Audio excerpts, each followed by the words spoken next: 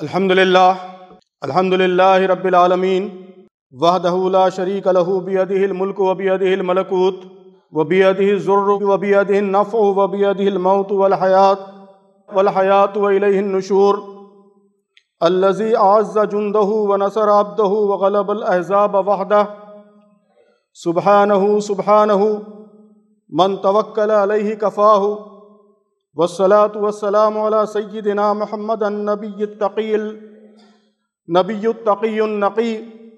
الذی جعلہ حجۃ علی الناس اجمعین باقامۃ الدین وسلام علی اصحابہ الذین تابعوہ وعانوہ وعلی کل من تبعہم باحسان الی یوم الدین وعلینا معہم اجمعین آمین یا رب العالمین۔ فاعوذ باللہ من الشیطان الرجیم، بسم اللہ الرحمن الرحیم۔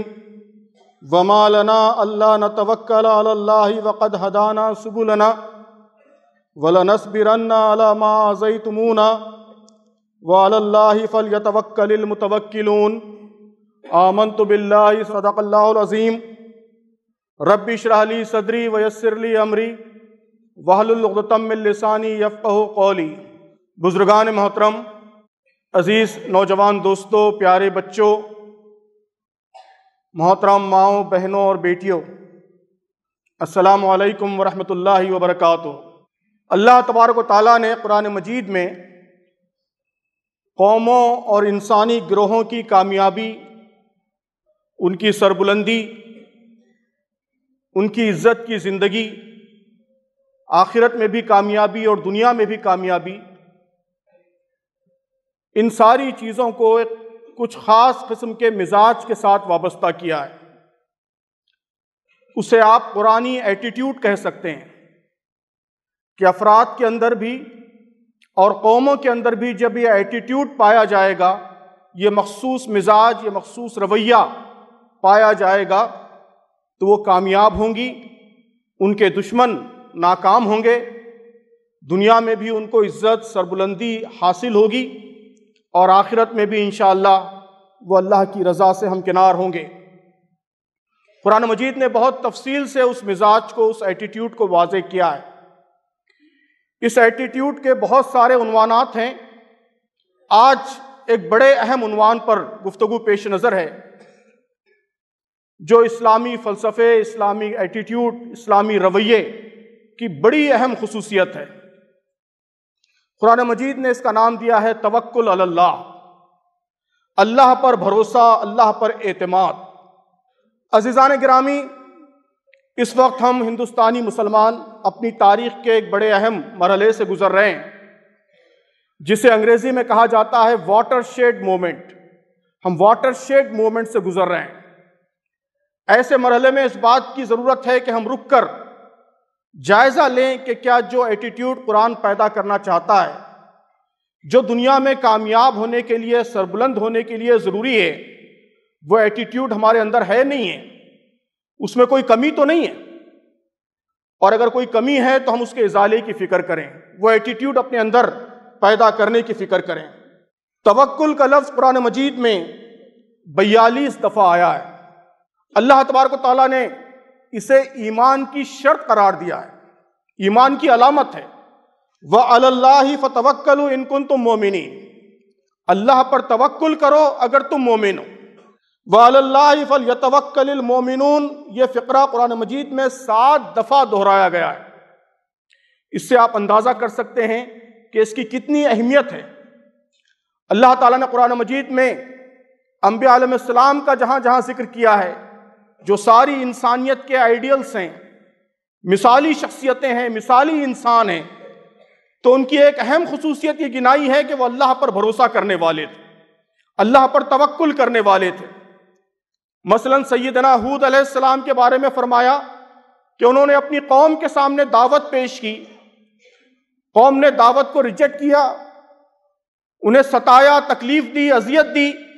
سیدنا ہود علیہ السلام نے ان کو مخاطب کر کے کہا، قرآن مجید کہتا ہے کہ فَكِيدُونِي جَمِيعًا ثُمَّ لَا تُنظِرُونَ، تم سب کے سب مل کر میرے خلاف اپنی کرنی میں کوئی کسر نہ اٹھا رکھو، جتنا ستا سکتے ہو ستاؤ، جو کچھ مجھے پریشان کر سکتے ہو پریشان کرو، اور مجھے ذرا مہلت نہ دو۔ انی توکلت علی اللہ ربی و ربکم، کہ میں تو توکل کرتا ہوں، بھروسہ کرتا ہوں اس رب پر جو میرا بھی رب ہے، تمہارا بھی رب ہے۔ قرآن مجید کہتا ہے کہ مشکلات اور پریشانیوں میں تم گرفتار ہو، دشمن کی سازشوں کا شکار ہو، مسائل کا شکار ہو، تو اس سے نکلنے کا راستہ، ایگزٹ پوائنٹ، ایگزٹ روٹ، وہ توکل کے نتیجے میں ہی ملتا ہے۔ وَمَن يَتَّقِ اللَّهَ يَجْعَل لَّهُ مَخْرَجًا، کہ اگر تم اللہ کا تقوی اختیار کرو گے تو اللہ تعالیٰ تمہیں مخرج، ایگزٹ روٹ، مشکلات سے نکلنے کا راستہ فراہم کرے گا۔ وَيَرْزُقْهُ مِنْ حَيْثُ لَا يَحْتَسِبُ، اور ایسے ذرائع سے رزق عطا کرے گا جس کا تم گمان بھی نہیں کر سکتے۔ وَمَن يَتَوَكَّلْ عَلَى اللَّهِ فَهُوَ حَسْبُهُ، جو اللہ پر توکل کرے گا اس کے لیے اللہ تعالیٰ کافی، اسے کسی دشمن سے ڈرنے کی ضرورت نہیں ہے، کسی سازش سے ڈرنے کی ضرورت نہیں ہے، کسی پلاٹ سے ڈرنے کی ضرورت نہیں ہے، اس کے لیے اللہ کافی ہے۔ شرط یہ ہے کہ وہ اللہ پر توکل کرے۔ ان اللہ بالغ امرہ قد جعل اللہ لکل شیء قدرا، کہ اللہ تبارک و تعالیٰ اپنا کام پورا کر کے رہتا ہے، اور ہر چیز کے لیے اس نے ایک تقدیر مقرر کر رکھی ہے۔ اس آیت میں یہ بات بھی کہی گئی کہ تم اللہ پر بھروسہ کرو گے تو اللہ تمہارے لیے کافی ہے۔ تو عزیزان گرامی، سوچنے کی بات یہ ہے کہ توکل کیا ہے جس کا قرآن مجید ہم سے مطالبہ کرتا ہے۔ توکل، اس کا ہم اردو میں ترجمہ اللہ پر بھروسہ، اللہ پر اعتماد کرتے ہیں۔ عربی جاننے والے جانتے ہیں کہ یہ وکلا سے بنا ہے، اسی سے اردو میں ہم وکیل کا لفظ استعمال کرتے ہیں۔ گویا اپنے معاملے کو اللہ کے حوالے کرنا، یہ توکل ہے۔ اپنے معاملے کو اللہ کے حوالے کرنا، اللہ کے سپرد کرنا اور مطمئن ہو جانا، سیٹسفائی ہو جانا، یہ توکل ہے۔ ہمارے علماء نے لکھا ہے کہ توکل کی دو شرطیں ہیں، دو کنڈیشنز ہیں۔ کیا ہیں دو کنڈیشنز؟ یہ دونوں شرطیں بڑی اہم ہیں۔ پہلی شرط یہ ہے کہ جب عمل کا مرحلہ ہو تو اس وقت عمل کی ہر ممکن کوشش کی جائے، سارے اسباب اختیار کیے جائیں، ساری تدبیریں جو ممکن ہیں وہ اختیار کی جائیں، بہترین اسٹریٹجی بنائی جائے، اس اسٹریٹجی پر جتنی ممکن جدوجہد ہو سکتی ہے، آخری درجے کی جو کوشش ہو سکتی ہے وہ کوشش کی جائے۔ توکل اسباب چھوڑنے کا نام نہیں ہے، توکل تدبیر چھوڑنے کا نام نہیں ہے، بلکہ آخری درجے کی تدبیر جو ہمارے بس میں ہے وہ اختیار کر لینا اور اس کے بعد معاملے کو اللہ پر چھوڑنا، یہ توکل ہے۔ نبی کریم صلی اللہ علیہ وسلم سے پوچھا گیا، اونٹ کی طرف اشارہ کر کے پوچھنے والے نے پوچھا کہ اے اللہ کے رسول صلی اللہ علیہ وسلم، میں اس اونٹ کو باندھوں اور پھر توکل کروں، آقلھا و توکل، یا او اطلقھا و توکل، کہ میں اسے باندھوں پھر توکل کروں یا اسے چھوڑ دوں پھر توکل کروں؟ آپ نے فرمایا قال عاقلھا و توکل، کہ پہلے اسے باندھو پھر توکل کرو، پھر توکل کرو۔ مطلب یہ کہ کوشش کر لو جو کچھ تم سے ممکن ہے، ساری تدبیریں اختیار کر لو، سارے اسباب اختیار کر لو، اس کے بعد اللہ پر توکل کرو۔ لوگ جب حج کے لیے آتے تھے نبی کریم صلی اللہ علیہ وسلم کے زمانے میں تو زاد راہ، سامان سفر لیے بغیر آ جاتے۔ وہ سمجھتے تھے کہ سامان لے کر چلنا، زاد راہ لے کر چلنا، یہ توکل کے خلاف ہے۔ قرآن مجید نے اس کی نفی کی، اس سے منع کیا۔ حج کا جہاں قرآن مجید نے ذکر کیا، کہا کہ وہ تزودوا، جب حج کے لیے نکلو تو زاد راہ لے کر نکلو، سامان سفر لے کر نکلو۔ تدبیر، اسباب، یہ توکل کے خلاف نہیں ہے۔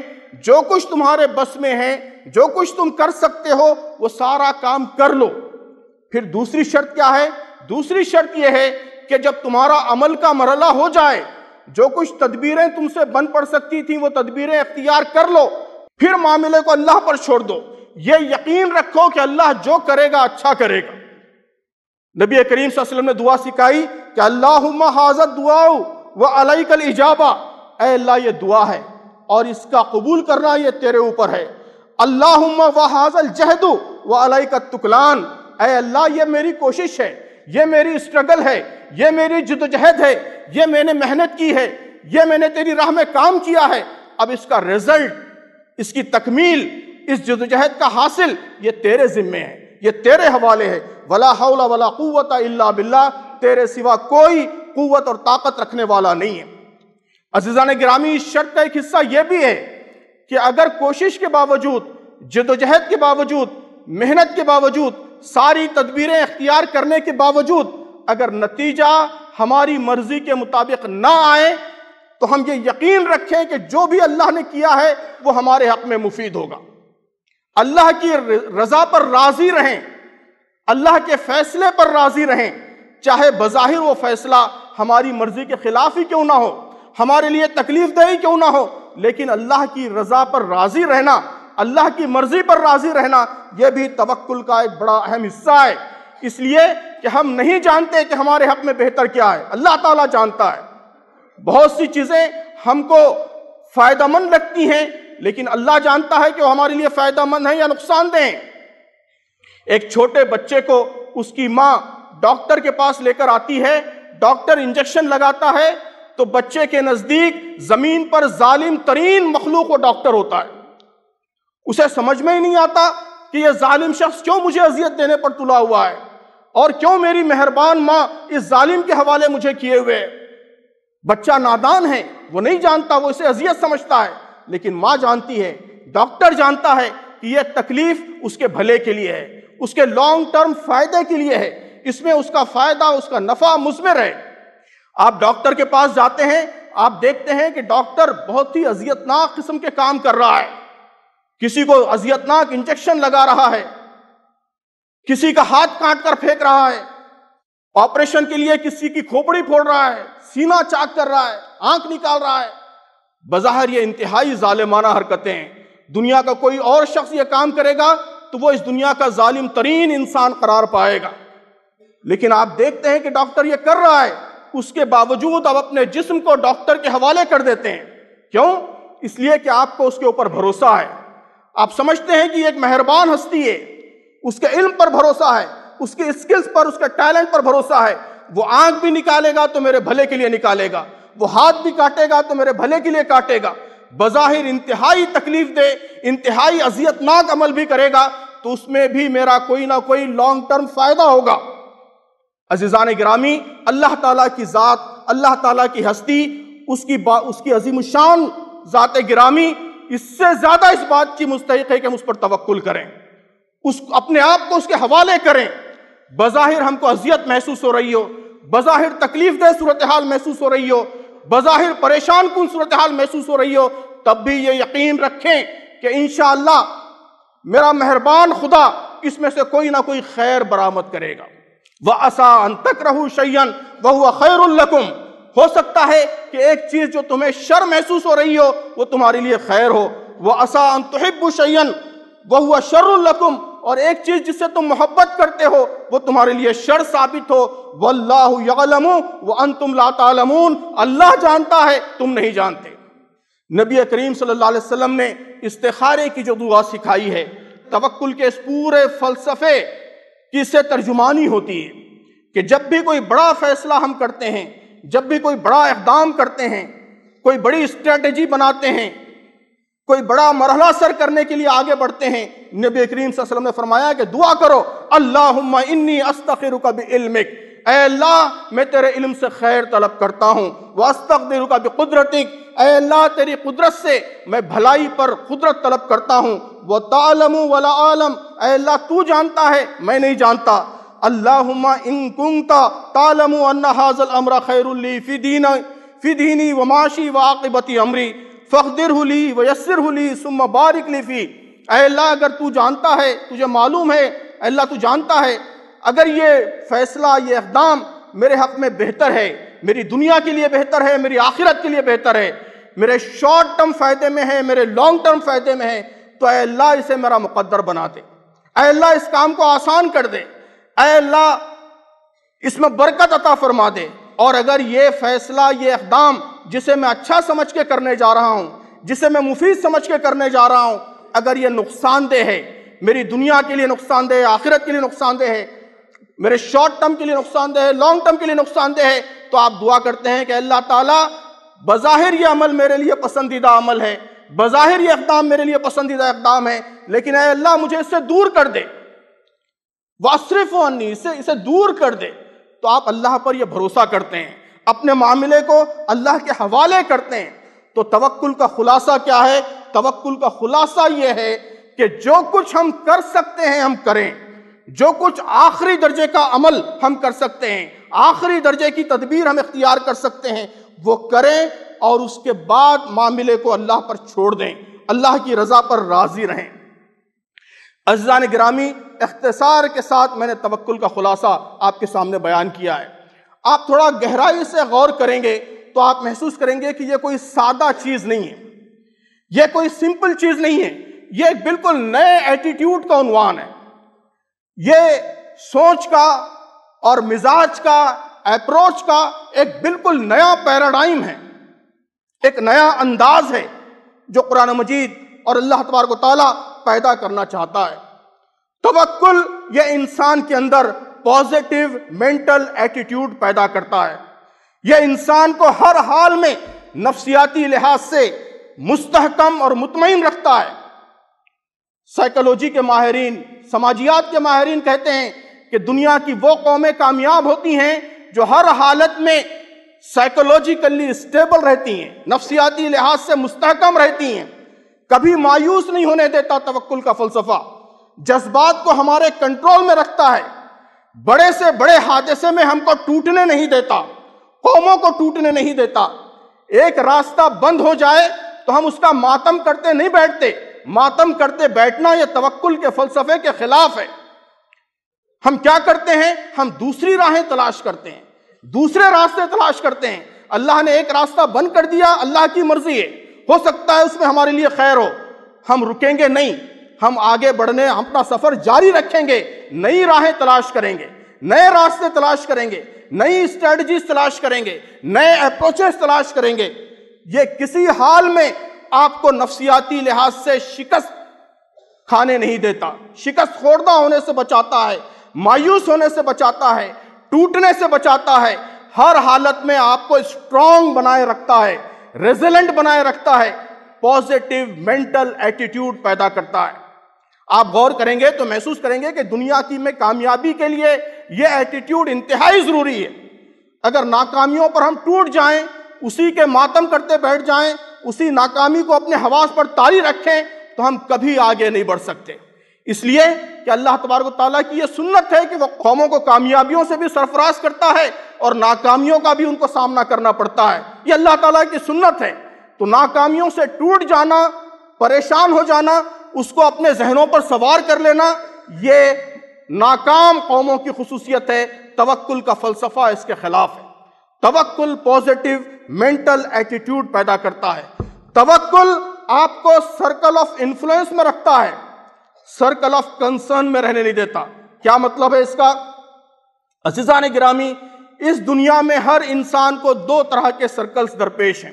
ایک بڑا سرکل ہے جسے آپ سرکل آف کنسرن کہتے ہیں، وہ سارے معاملات جن سے ہمارا کنسرن ہے، جو ہم پر اثر انداز ہوتے ہیں، امریکہ کی سازشیں، یہودیوں کی سازشیں، صہیونیوں کی سازشیں، بڑی بڑی حکومتوں کے اقدامات، موسم کی خرابی، بد انتظامی، فلاں دسیوں قسم کے مسائل ہیں جو ہم کو پریشان کیے رہتے ہیں۔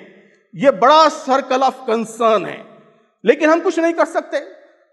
ہم صرف گفتگو کر سکتے ہیں، بحث کر سکتے ہیں، تھوڑا بہت کچھ کر سکتے ہیں، وہ ہمارے دائرے قدرت سے باہر کی چیز ہے۔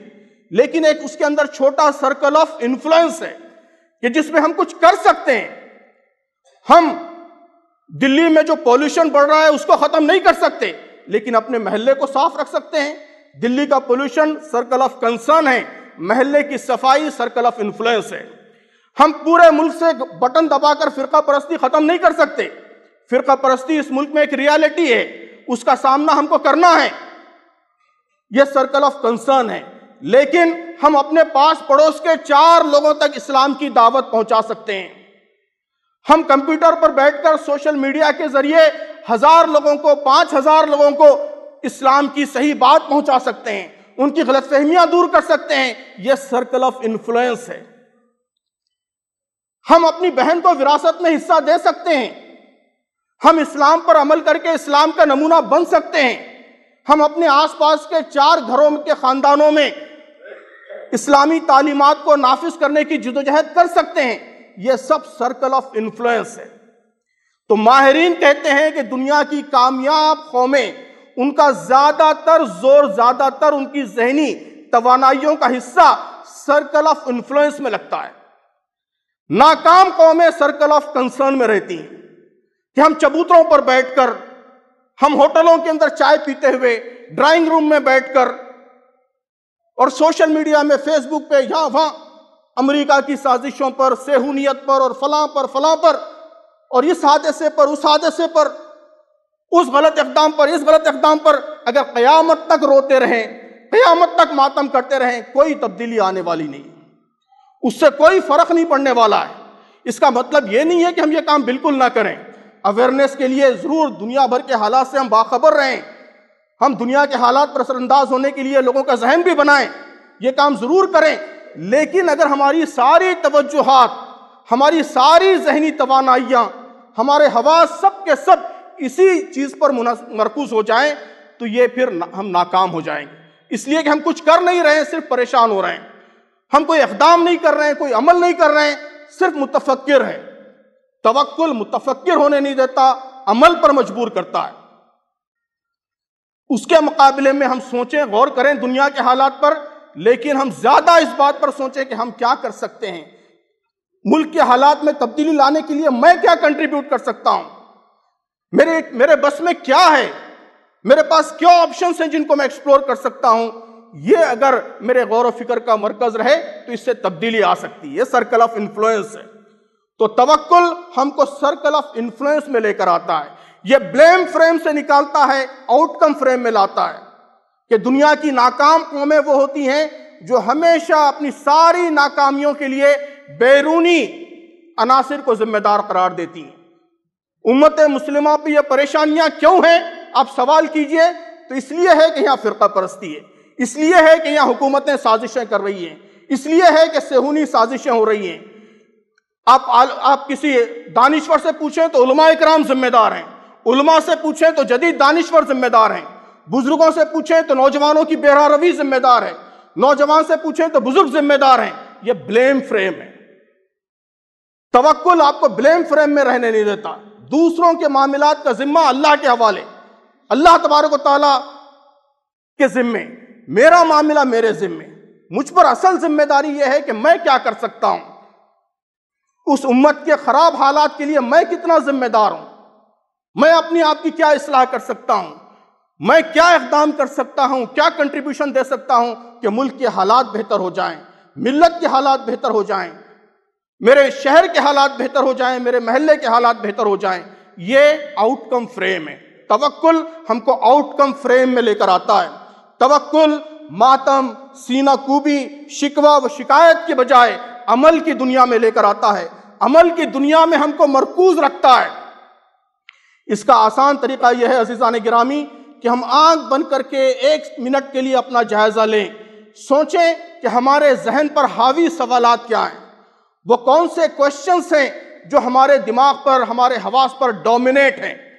اگر ہمارے حواس پر ڈومینیٹ سوال یہ ہے کہ یہ کیا ہو گیا، یہ کیا ہو گیا، کتنا بڑا حادثہ ہو گیا، اگر یہ سوال ہمارے ذہن پر ڈومینیٹ ہے، یہ توکل کے فلسفے کے خلاف. جو ہو گیا وہ اللہ کی مرضی سے ہوا. ناکام قومیں ماضی کی پریشانیوں سے ڈپریس رہتی ہیں، ڈپریشن کا شکار ہو جاتی ہیں. یہ ناکامی کی علامت ہے. اور اگر ہمارے ذہن پر یہ سوال حاوی ہے کہ کل کیا ہوگا، NRC آ گیا تو کیا ہوگا، فلاں آ جائے گا تو کیا ہوگا، ملک کے حالات اس طرف جا رہے ہیں، میرا کیا ہوگا، میرے بچوں کا کیا ہوگا، میری فیملی کا کیا ہوگا، کیا ہوگا، یہ سوال حاوی ہے، یہ بھی توکل کے خلاف ہے. جو ہوگا اللہ کی مرضی سے ہوگا، انشاءاللہ بہتر ہوگا. تو مستقبل کے حالات کے حوالے سے اینکشیس رہنا، اینگزائٹی کا شکار ہو جانا، یہ بھی توکل کے فلسفے کے خلاف ہے. ہمارے ذہن پر سوال کیا حاوی رہنا چاہیے؟ ہمارے ذہن پر سوال یہ حاوی رہنا چاہیے کہ مجھے کیا کرنا چاہیے،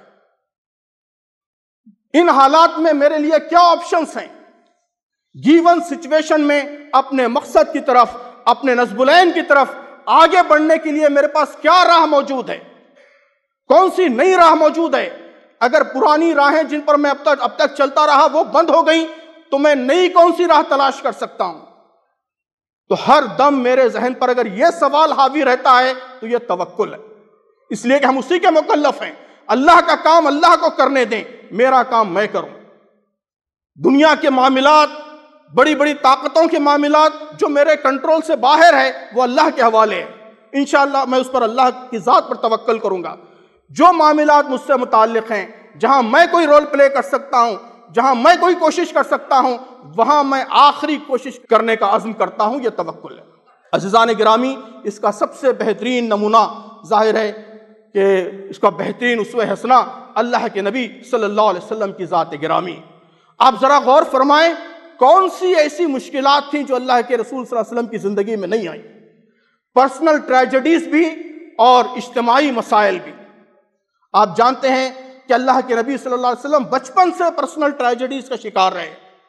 پیدا ہونے سے پہلے والد کا انتقال، بالکل بچپن میں والدہ کا انتقال، تھوڑا اور بڑے ہوئے دادا کا انتقال، جوانی میں جبکہ باطل کے ساتھ کشمکش عروج پر تھی، آپ کے شفیق چچا کا انتقال، آپ کی محبوب زوجہ ختیجہ کا انتقال، آپ کے سارے مرد بیٹے آپ کی زندگی میں انتقال کر گئے۔ 4 بیٹیاں اللہ نے عطا کی، 4 میں سے 3 آپ کی زندگی میں انتقال کر گئیں۔ Personal tragedies.